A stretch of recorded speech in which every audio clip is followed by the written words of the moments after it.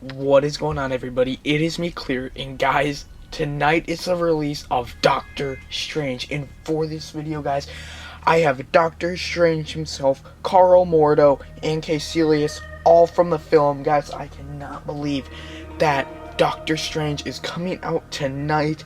Been waiting so long for this movie, guys. And just a couple quick things, guys. This is the first time I've done a showcase in a while, and you guys may see that it is a lot better quality, and I kind of have a temporary turntable, which is kind of a setback, but it'll be fine. And so yeah, guys, without further ado, guys, let's jump into it. And yeah, I cannot believe it is finally here. And you guys may be wondering where the ancient one is. The ancient one did not make it into the video, and I'll explain that at the end. But without further ado, guys, let's go ahead and jump into it. Alright, guys, and to kick off this custom LEGO Minifigures showcase video, I have Dr. Stephen Strange as portrayed by Benedict Cumberbatch. So yeah, basically there are like a couple inaccuracies about this figure. I'll explain that, but yeah, guys, this is basically what he looks like. Obviously went off the reference, but I did the best that I could. But there are a few things that may be considered inaccuracies, and maybe some of you do think are inaccurate, and there actually are a few things that are slightly inaccurate, but I will explain all that. So first of all, let me start with the hairpiece, because I know that's going to be super controversial for a lot of people. And the Daredevil hairpiece, not the superhero, but the LEGO minifigure, collectible minifigure, was the one that I chose because I thought it looked the best with the S curl up there, instead of using like one of the other hair pieces, like the one that LEGO gave him, or even like a sanded down Superman hairpiece. I thought this one still looked much better and more accurate. And you can see there are some weatherings on the back of the cape, quick note, in the white sides, which I think those turned out really good. In the face, I think that is also really awesome. I do have that little scratch that he does have, and a little bit of weathering on the head, but not too much. He does look pretty tall. Let me scoot this up a little bit. Compared it to the other figures because of his tall hair, but that's all good. Now, one thing about the cape, and I'm going to take off the head and explain the cape. Now, the cape is inaccurate. There should be that part coming up around his neck. A couple of problems with that. Number one is it would be really hard to take off his head, which pretty much comes with the hair, and I would have to keep the cape like this at all times. I would never be able to open it up like this and show it to you guys, which is pretty rough, but those diamonds took forever. I'm telling you, man, I cannot even believe I pulled that off.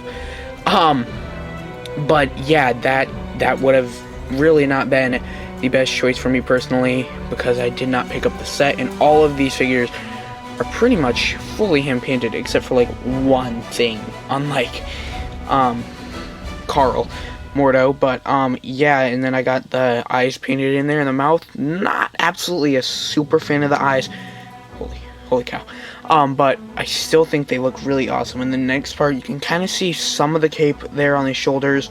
I used the same color, and I think it looks pretty nice to have that on there. I got some of his shirt there, the Eye of Agamotto, which I thought was going to be a really time-consuming and tough thing, and I even considered sculpting it, but I was like, no, and even considered, actually taking a tiny piece of jewelry, but not going to happen. And then his belt, that's what took a super long time to do.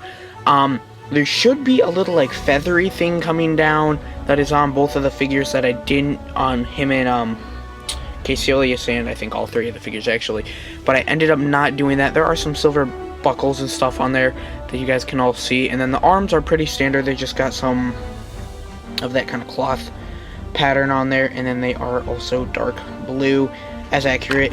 And sorry about that, you can see like the robe he's wearing and everything nice on there, painted on the front of the torso.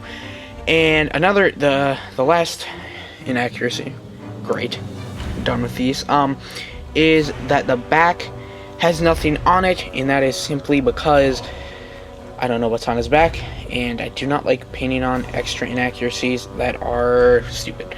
And he's actually the only one I didn't get a really good shot of the back of, I think, maybe. You'll see. Actually, no.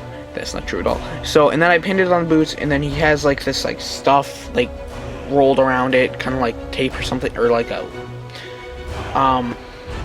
like, you know what I'm talking about, like those little, I don't know what to call it, but it's like wrapped around his boots. And so yeah guys, I've been rambling for like 4 minutes. I'm going to stop and let's move on to Carl Mordo.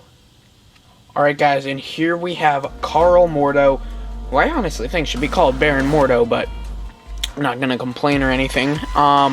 So first things first, the head was really easy. Hairpiece was really easy to grab. I ordered a bunch of those a really long time ago, if you guys remember that video. It was actually only like 5 or like, it was like 7 months ago, but I finally have a use for one of them and painted on the head, and I think that looks really nice. See, actually the only non-painted part is his eyes of any of the 3 figures, so 99% painted on all these figures. And you can see I got like the V-neck there, and just everything on the figure I think looks really nice. You can see how like his robe comes down, and I have like the gray there to show it, and there's that little like band there that is accurate. And the back, not sure what's there, not sure why there aren't any photos of his back. That's all I know is there, and I will be painting that on. I will be painting the backs of both of them, Doctor Strange too, when I say both of them, after I see the movie, and that'll probably be like a little update for the video if I make a video with the ancient one. But other than that, you can kind of see like the boots are painted on there. It's kind of hard to see with the kind of olive dark green that are actually his pants. And then I have the belt painted on, you know, all 4 sides, and the tape stuff that he has as well. And that turned out okay. Not super pleased, but it's there. And yeah, he was a pretty simple figure to make out of the 3. But yeah, let's move on to Caecilius. Alright guys, and I must be really out of the loop because I have absolutely no idea who Caecilius or Mads Mikkelsen is, but he's playing Caecilius, who I've never heard of before, and I'm really hyped, guys. I absolutely love how this figure turned out. The only thing I have a little nitpick with is the mouth didn't turn out super great, but I do like that stern expression. And you will see I painted all the hair on, and then sculpted the little like man bun thing he has going on the back. There is no detail in the hair. That's just because, you know, I didn't want to sculpt on the whole thing because I'm not great at sculpting hair. But other than that, I love this entire figure. I have that little scar he has up on his head, or whatever it is. His kind of like creeped out looking eyes. The robe, I love the colors.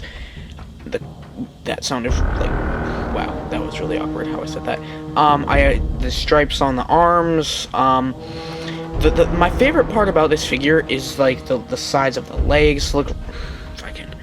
Sides of the legs look awesome. I do have some side of the torso detailing going on there as well. You can kind of see how I continued the belt pattern around all 4 sides, which is really awesome. By the way, all these figures are fully pulsable. I kind of painted this on a little bit. I think it actually is inaccurate, so I totally forgot when I was doing the other 2 segments.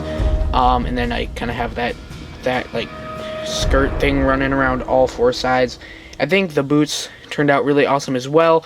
But like I said, fully posable, nothing is coming off. Yeah, and so that is really awesome. But other than that, guys, I cannot wait for this movie. I'm gonna go edit this video, upload it, and go see it. So yeah, let's go to the final segment. I have no idea what to do, like, because I never know what to do for an outro, so I guess that'll do for the minifigure parts. Alright guys, well there you go, my custom LEGO minifigure showcase video for tonight's release, November 3rd, Doctor Strange. And now I'm going to explain, basically, the ancient one did not make it into the video. As many of you guys, well, I said it in the beginning of it, that she is not here. And that is simply because I didn't have any, like, white legs that were fully white. And that was a problem because I was making the white outfit.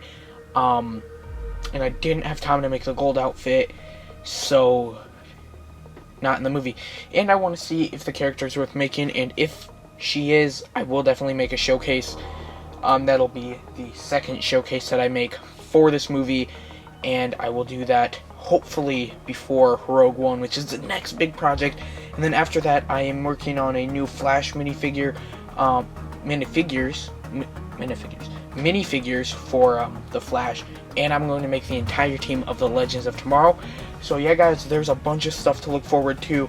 But please enjoy this showcase. Give it a like and subscribe and comment what your favorite minifigure was. And I'll see you all in the next video. Peace out.